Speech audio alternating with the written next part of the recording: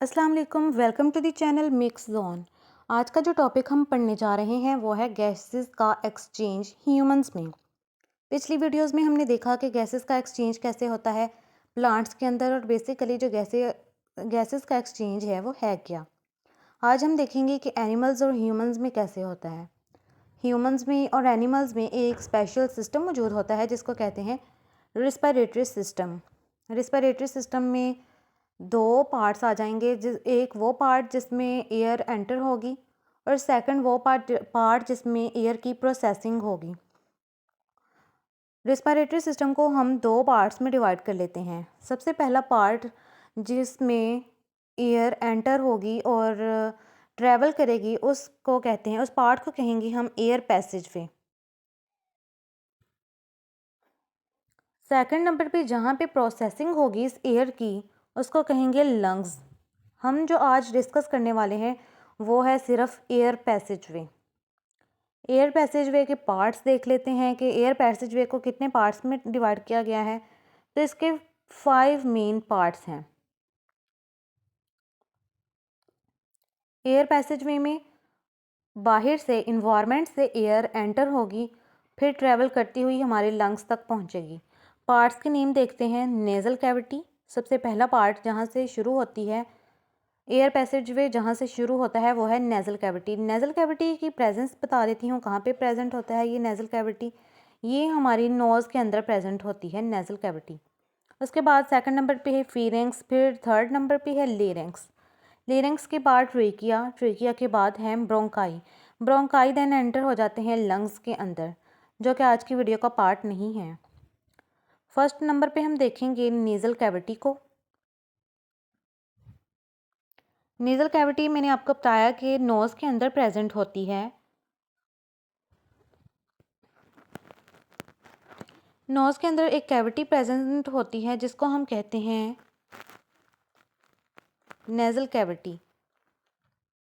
Nasal cavity जो है वो दो पार्ट्स में डिवाइड होती है थ्रू एक वॉल के ज़रिए से डिवाइड होती है, और जो नेज़ल कैविटी है वो आउटसाइड ओपन होती है नोस्ट्रल्स के ज़रिए। हम पार्ट्स देख लेते हैं कि यानी इसमें क्या कुछ शामिल होता है। इसमें ईयर दो ही चीज़ें होती हैं, हेयर और म्यूकस। फंक्शन क्या है हेयर और म्यूकस का? जो बाहर से आने वाली हवा है उसमें बहुत सारी चीज़ें मौजूद होती हैं, जैसे कि डस्ट पार्टिकल्स। अगर हमारे लंग्स तक ये डस्ट पार्टिकल्स जाएंगे तो इन्फेक्शन करेंगे, इसलिए इनकी फिल्ट्रेशन के लिए हमारे नोज़ के अंदर हेयर मौजूद होते हैं। सेकंड नंबर पे जो म्यूकस मौजूद होती है उसका काम है वार्म अप करना इनकमिंग एयर को।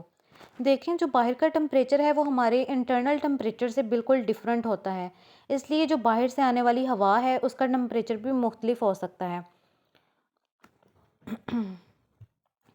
लेकिन हमारे लंग्स तक जो हवा पहुंचेगी उसका टेम्परेचर मेंटेन होकर जाएगा। वो कौन मेंटेन करेगा? वो करेगा म्यूकस। इसलिए इसको टेम्परेचर रेगुलेटर भी कहते हैं। नेज़ल कैविटी ओपन कैसे होती है? Outside through nostrils.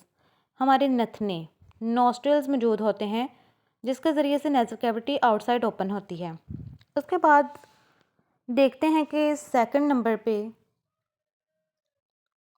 हम ये डायग्राम के ज़रिए भी आपको दिखा रहे हैं कि जो ब्लू में ये शो किया गया है ये है nasal cavity. Nasal cavity nose और माउथ दोनों का पार्ट होती है, यहाँ से सारी चीज़ें ले रही होती है। उसके बाद सेकंड नंबर पे जो हम डिस्कस करने लगे हैं वो है फेरेंक्स। फेरेंक्स देखेंगे कि ये कॉमन होता है हवा के लिए और फूड के लिए। ये कॉमन है फॉर बोथ, क्योंकि ये माउथ से भी ले रहा होता है चीज़ों को और नोज़ से भी, तो इसलिए ये कॉमन है बोथ एयर और फूड के लिए। माउथ में से क्या एंटर होती है? फूड, वाटर, ये सारा कुछ नेज़ल कैविटी की ही ये एक्सटेंशन होती है। ठीक है। उसके बाद हम डिवाइड करेंगे इसको फेरेंक्स को दो पार्ट्स में। एक ओपन होगा एसोफेगस में और एक ओपन होगा लेरेंक्स में। एसोफेगस जो है वो फूड की नाली है जो कि बाद में ओपन होती है स्टमक के अंदर, इसलिए ये हमारे रिस्पायरेटरी सिस्टम का पार्ट नहीं है। लेरेंक्स, इसको हम आगे डिस्कस करेंगे। तो चलें डिस्कस करते हैं लेरेंक्स को।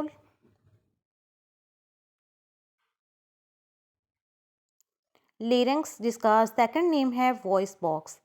इसको वॉइस बॉक्स क्यों कहा जाता है ये देखते हैं। ये जो है इसमें इसके साथ मौजूद होते हैं वोकल कॉर्ड्स। जब वोकल कॉर्ड्स वाइब्रेट करते हैं लिप्स और चीक्स के साथ मिलके तो हमारी वॉइस की प्रोडक्शन होती है। अब देखते हैं ये कैसे बना होता है। ये कंपोज हुआ होता है कार्टिलेज से। इसकी कंपोजिशन होती है कार्टिलेज। ये बोन होती है, कार्टिलेज बोन टाइप होते हैं। एसोफेगस देखते हैं। एसोफेगस क्या है? ये वे है एक स्टमक तक जाने का, यानी जो स्टमक तक नाली जाती है फूड को लेके वो होती है एसोफेगस। तो ये हमारे रिस्पिरेटरी सिस्टम का पार्ट नहीं है, इसलिए हम इसे डिस्कस नहीं करेंगे।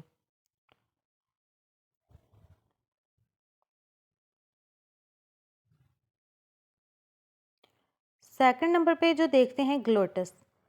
अब जो फीरिंग्स है वो कैसे ओपन होगा, लेरिंग्स और एसोफेगस में कैसे डिवाइड होगा, एक क्लोज्ड ओपनिंग होगी, उसको कहेंगे हम ग्लोटस, नैरो ओपनिंग।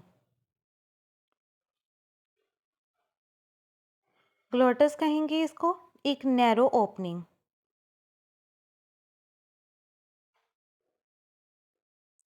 उसके बाद जो है वो लेरिंग्स। लेरिंग्स का आगे हम देखते हैं कि लेरिंग्स कैसे एक्सटेंड होगा।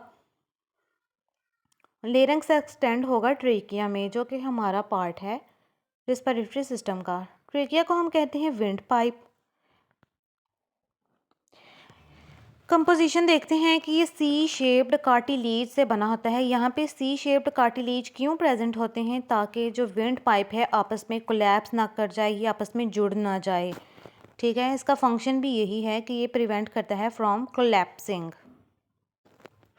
इसकी लेंथ देख लेते हैं कि हमारे जो रिस्पिरेटरी सिस्टम में ट्रेकिया की लेंथ है वो कितनी है। तो ट्रेकिया की टोटल लेंथ होती है 12 सेंटीमीटर। उसके बाद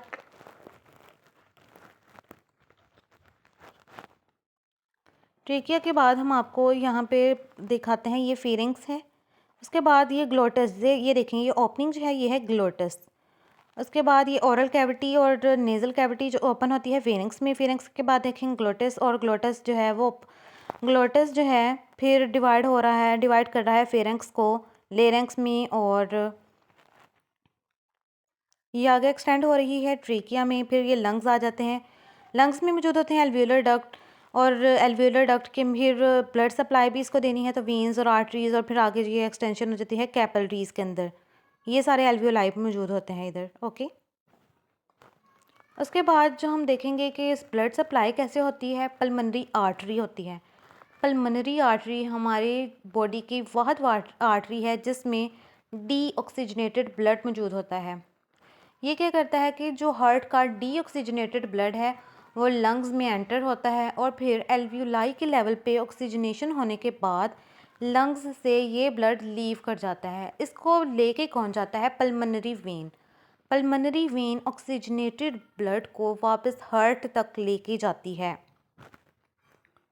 पल्मनरी वेन वाहद बॉडी की ऐसी वेन है जिसमें ऑक्सीजनेटेड ब्लड होता है।